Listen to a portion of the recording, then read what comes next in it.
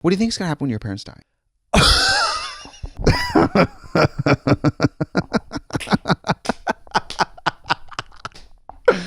I'm not asking what do you think is going to... I'm saying, do you think your mom is going to heaven? Or do you think your father's going to hell? Because if you don't love God, you're going to be burned for eternity. Eternity is what we call it around hell, actually. What do you think is going to happen when your parents die? Let's take a break. I guess what I meant is there's no way to prepare for that, right? I mean, we've had people die recently. Leslie died, and it's weird when people die. But I think when your parent dies, it's got to be very displacing. Well, I mean, it depends on how context. I mean, if they die in a car crash next week, it's going to be a very different story from my mom's sick. She's gone into hospice, yada, yada, yada. There's a progression. That's probably more common. If my mom goes, if she went prematurely, here go, hell come. My dad, I'm just kidding. No, it would be, both of them would be horrible. Yeah. Horrible. But it happens. That's what I'm saying. I think no amount of nothing will prepare you for it. So you can't really think about it. Do you know what else I think about? This is horrible, but people don't realize nobody can fill in for us. If you and I were on a tour in Australia and someone in our family dies, can we just leave the tour in the middle? And who would we get to play you? Ellen Barkin, if she's available. Absolutely. Yeah. But I've had family funerals where crazy? I can't go because... Indispensable. Yeah, because so many people work because of us. If that would happen, I'd be like, I would go to your dressing room and be like, I'm so sorry, but you're late for the meet and greet. Let's shake a tail. I know. Yeah, I think it depends on what needs the logistics, because sitting Shiva for 7 days is something I'm not going to do because I'm not Jewish. I don't, you know what I mean? But what is that? You change your name to no, you don't sitting change Shiva? your name to Shiva.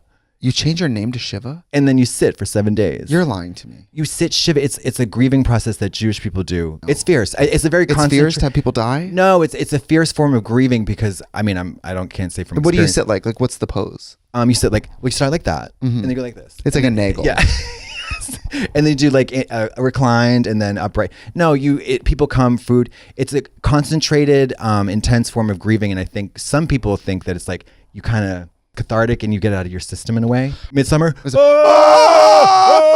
7 days. Yeah, vocal cords gone. There's also a competition. Korean funeral wailing. Who has the highest wail? Like when the dictator would die, people are so brainwashed. Like it's performative. Right. Like when the grand leader is like, people, just throngs of people screaming their lungs out. But who for? That person's not impressed because they're gone. No, it's for the spectacle of it's a patriotic spectacle. Interesting. But Mary, everybody dies. It's the only thing we all do. I know. My mom, I was a kid obsessed with death. I'd be like, Mom, someday you're going to die.